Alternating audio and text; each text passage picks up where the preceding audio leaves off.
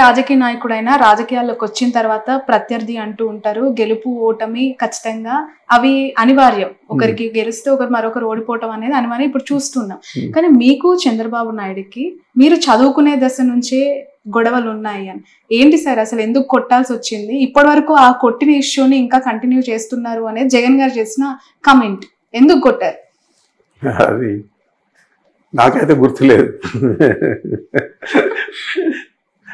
అది ఇప్పుడు student days లో ఎమోషన్స్, సంతోషం, కోపం అన్నీ ఉంటాయి. బట్ అప్పటికి ఇప్పటికి పరిపక్వం చెందిన తర్వాత అలాంటి విషయాలన్నీ కూడా మనం మాట్లాడడం మంచిది కాదు.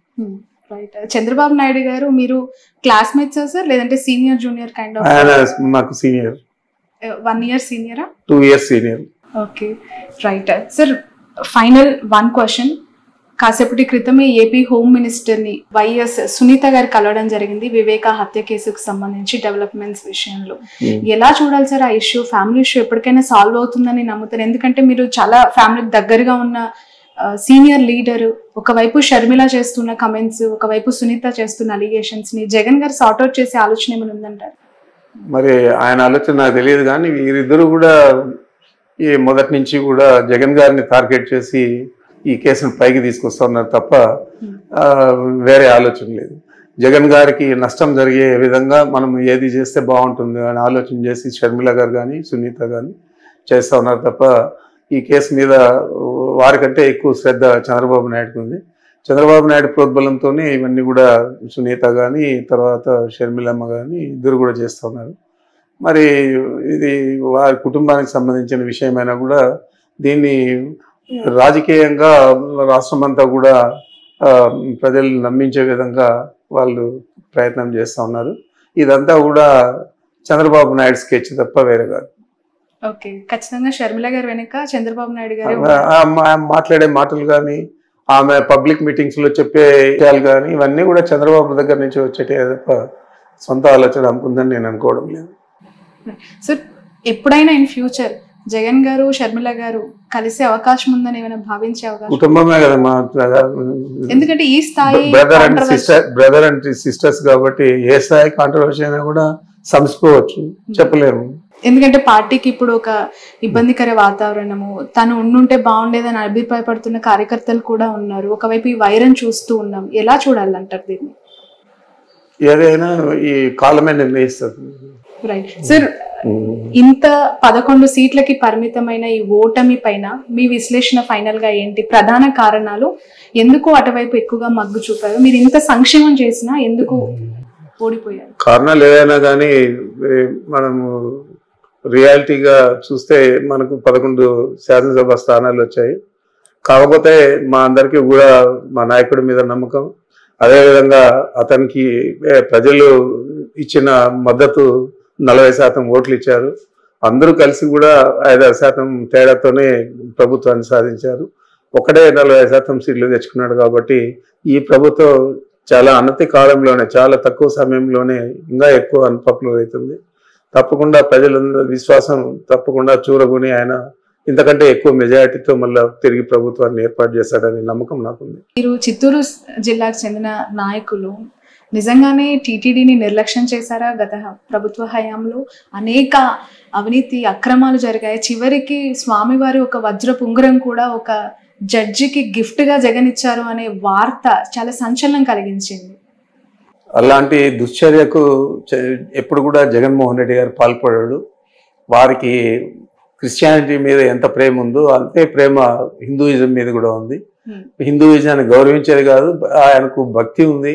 దేవాలయాలన్నీ కూడా సందర్శిస్తాడు, స్వాములందరినీ కూడా పీఠాధిపతులందరూ కూడా కలుస్తాడు. అదే కాకుండా మీరు చూశారు, సుందరీకరణ పేరుతో అనేక దేవాలయాలన్నీ నేలమట్టం చేస్తే విజయవాడ పట్టణంలో అవన్నీ కూడా పునర్నిర్మించిన ఘనత జగన్మోహన్ రెడ్డి గారు. ఓకే, ఎమ్మెల్సీగా బొత్సగా నిలబెట్టారు. ఎలా ఉంటుంది సార్? ఉన్నారు ఎందుకంటే ఎలక్షన్స్ చాలా జరిగి కొన్ని రోజులే, ఇంకా 3 నెలలు కూడా కంప్లీట్ చేసుకోలేదు. అయినా మాకు సంఖ్యాబలం ఎక్కువ ఉంది కాబట్టి తప్పకుండా బోచా గారు మంచి మెజారిటీతో గెలుస్తారు పక్కా. ఎందుకంటే అక్కడ ఆల్మోస్ట్ మొన్న వచ్చిన రిజల్ట్ ఒకసారి అబ్జర్వ్ చేస్తే వైసీపీ చాలా గడ్డు పరిస్థితులు ఎదుర్కొంది. పర్వాలేదు, అయినా కూడా మాకు ఎంపీటీసీలు కానీ జడ్పీటీసీలు కానీ కార్పొరేటర్లు కానీ సంఖ్యాబలం ఎక్కువ ఉంది కాబట్టి తప్పనిసరిగా మంచి మెజారిటీతో గెలుస్తారు. రైట్. వైసీపీ నుంచి కొంచెం పక్కన పెడితే సార్, మిమ్మల్ని ఒక క్వశ్చన్ అడుగుతాను పర్సనల్ గా. చాలా సీనియర్ లీడర్ గా మీ అబ్జర్వేషన్ ఏంటి? వస్తున్న నాయకులు చేరుతున్న పార్టీ జనసేనగా ఇప్పుడు మారిపోయింది, టీడీపీని ఆప్షన్ గా ఎంచుకోవట్లేదు అని చెప్పి కొంతమంది నాయకులు మాట్లాడుతూ ఉన్నారు. ఎందుకు జనసేన ఒక హ్యాపెనింగ్ పార్టీగా కనిపిస్తుంది అంటారు అలాంటి లీడర్స్ కి? ఆయన నాయకత్వం మీద అందరికీ కూడా గౌరవం ఉండొచ్చు. అదేవిధంగా చంద్రబాబు ఈ ప్రజా వ్యతిరేక కార్యక్రమాలన్నీ కూడా ఎక్కువ చేస్తూ ఉన్నాడు కాబట్టి ఆయన తెలుగుదేశం పార్టీలో చేరడానికి ఇష్టపడకపోవచ్చు. దానికి కారణాలు ఏవైనా కానీ వాళ్ళందరూ కూడా ప్రతిపక్షంలో ఉన్నట్లే. సార్, 2024 ఎన్నికలు కేవలం పవన్ కళ్యాణ్ యొక్క ఎఫెక్టివ్ వల్లనే ఈ రిజల్ట్ అంటారా? మీ అభిప్రాయం? 100%. దాంట్లో ఏం సందేహం? పవన్ కళ్యాణ్ వల్లనే 100%. అటు వైసీపీ ఓటమి, అటు కూటమి గెలుపు. 100%. అంతలాగా పవన్ కళ్యాణ్ ఇన్ఫ్లుయెన్స్ చేశారంటారా ఏపీ పాలిటిక్స్ ని? ఏపీ పాలిటిక్స్ ఇన్ఫ్లుయెన్స్ చేశాడా లేదా అనేది కాదు, వారికి సంబంధించిన సామాజిక వర్గం అంతా కూడా ఆయనకు గట్టిగా మద్దతు ఇచ్చింది. ఆ మద్దతు తెలుగుదేశం పార్టీకి ఉపయోగపడి ఎన్నికల్లో గెలవడానికి కారణభూతులే. ఓకే సార్, టీడీపీ పార్టీకి కమ్మ సామాజిక వర్గం బలం, జనసేన పార్టీకి కాపు సామాజిక వర్గం, మరి వైసీపీ పార్టీకి ఏ సామాజిక వర్గం? ఒకవేళ నిజంగానే అది నమ్మి ఉంటే ఈరోజు ఈ రిజల్ట్ వచ్చేదా అంటే? లేదు, లేదు. రెడ్లంతా కూడా చాలా మంది వ్యతిరేకం చేశారు. కారణాలు ఏవైనా కానీ రాబోయే రోజుల్లో మంచి ఫలితాలు వస్తాయని చెప్పి ఆశిస్తాను. రైట్. ఫైనల్లీ మొన్న రీసెంట్ గా తిరుమలని బండి సంజయ్, కేంద్ర మంత్రి, మీకు తెలిసి ఉంటుంది, తెలంగాణకు సంబంధించిన ఎంపీ. సో తను దర్శించుకున్నప్పుడు ఎర్రచందనం స్మగ్లర్ వీరప్పన్ వారసులు ప్రభుత్వం నుంచి పోవటం మంచి పరిణామమే, దీన్ని నేను స్వాగతిస్తున్నాను అంటూ మాట్లాడడం. అతనికి ఓనమాలు తెలియవు మా జిల్లా గురించి, మా ప్రాంతం గురించి. ఆడెవడో ఏదో ఎత్తిస్తే అది మాట్లాడాడు.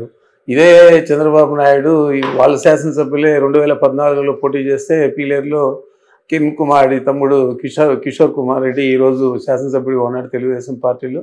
అతని గురించి పబ్లిక్ మీటింగ్లో ఎర్రచందనం స్మగ్లర్ వీరప్పన్ అన్నాడు.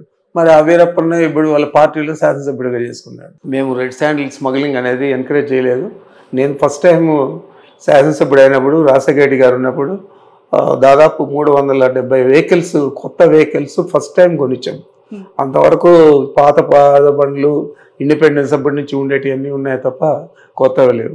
కొనేదే కాకుండా 24 డిఎఫ్ఓలు అంటే ఫారెస్ట్ డివిజన్స్, ఆ డివిజనల్ ఫారెస్ట్ దీనికి 1+4 ఆర్మ్డ్ ఫోర్స్ ఇచ్చాము. ఆర్మ్డ్ ఫోర్స్ ఇచ్చి వాళ్లకు సెక్యూరిటీగా ఇచ్చి రెడ్ శాండిల్ స్మగ్లింగ్ అరికట్టేదానికి కృషి చేసాము. చేసేదే కాకుండా చాలా మంది మీద అప్పుడు పీడీ యాక్ట్ కూడా పెట్టాము. మరి అదంతా కూడా ప్రజలకందరికీ తెలుసు, మనం ఏ విధంగా పనిచేసామని తెలుసు. అంటే మీ పరిపాలన వీరప్పన్ లాగా ఉండింది అని తన అభిప్రాయపడ్డారు. అదే నేను చెప్తున్నా, అతనికి ఓనమాలు తెలియదు, జిల్లా గురించి తెలియదు, మా రాయలసీమ ప్రాంతం గురించి తెలియదు. ఎవడో ఏదో చెప్పిస్తే అది ఊతబలికి మాట్లాడాడు. మరి దురదృష్టకరం.